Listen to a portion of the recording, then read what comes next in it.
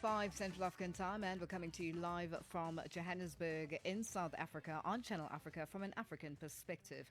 Coming up in this hour, the Western Cape High Court in South Africa hears a legal challenge brought by the Democratic Alliance against the Expropriation Act. And European Union ministers meet later this week over the thousands of migrants who stormed Spain's North African enclave of Ceuta.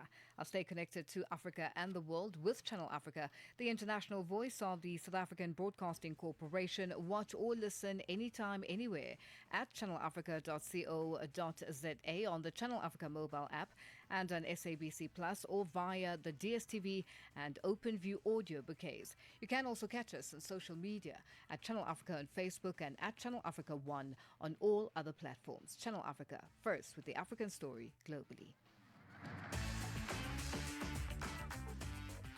On hashtag Africa Updates asked today, European Union ministers are set to meet later this week to coordinate the bloc's response to the crisis in the Spanish enclave. This comes after an estimated 60,000 migrants who stormed Spain's North African enclave of Ceuta have voluntarily returned to Morocco. Now, we want to know, what could be the factors driving so many Africans to attempt these deadly crossings? Share your thoughts and your views on all our social media platforms. That's on X, Instagram at Channel Africa 1, on Facebook at Channel Africa. You can also send us your comments and voice notes on +27 83 288 6684. Hashtag Africa Update Us. When the story moves, we move. Africa Update with Lulu Gaboo, 12 to 1 p.m. Central African Time on Channel Africa. Our Spanish authorities say most of the estimated 60,000 migrants who stormed Spain's North African enclave of Ceuta have voluntarily returned to Morocco. The developments come ahead of a meeting of European Union ministers later this week to coordinate the bloc's response to the crisis in the Spanish enclave.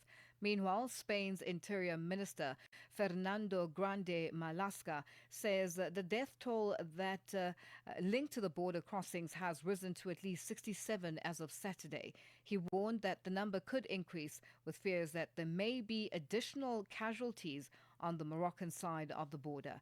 And for more on this, we are joined on the line by Professor Loren Landau, a senior researcher at the African Center for Migration and Society at Wits University.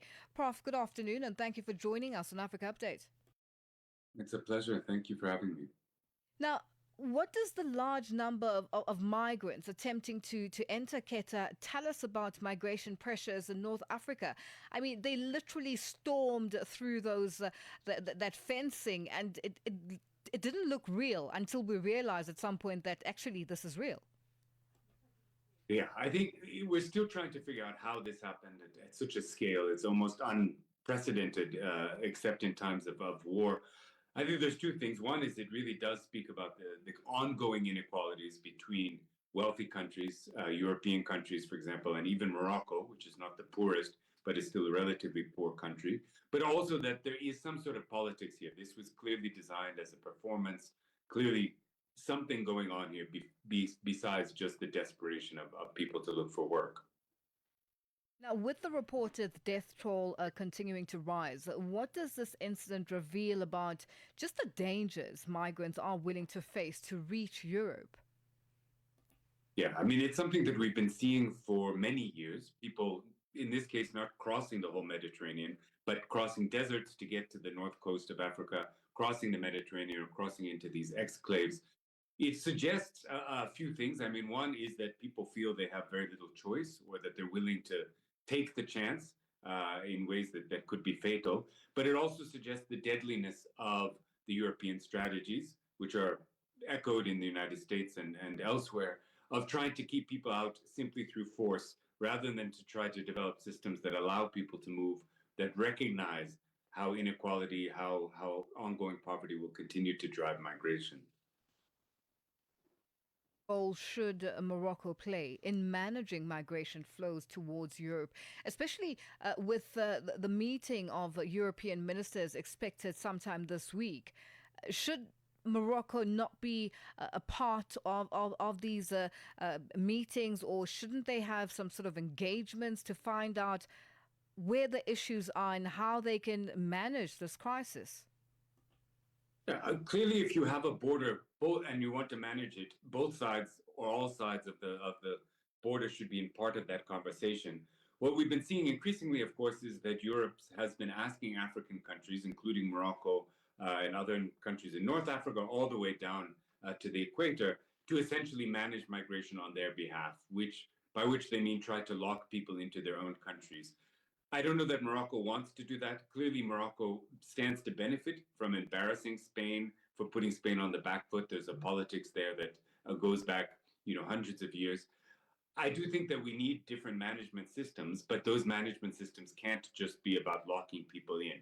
It has to be about developing policies that are humane, developmental, and make sense of the world that we're living in.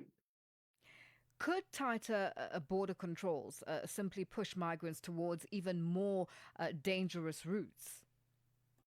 Yeah, I mean, this is what we have seen in Europe, etc., is that you can put up these fences, you can put up the boats, and you put people at risk. They will take more dangerous routes. They work with traffickers, with smugglers, and then even the police tend to rely more heavily on on force, on other kinds of mechanisms, which put everybody at risk.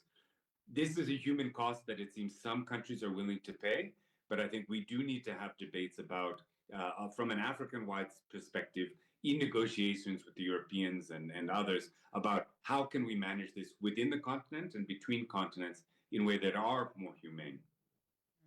Now, Prof, just in wrapping up, how important is cooperation between Spain, Morocco, and the EU in preventing future mass crossings?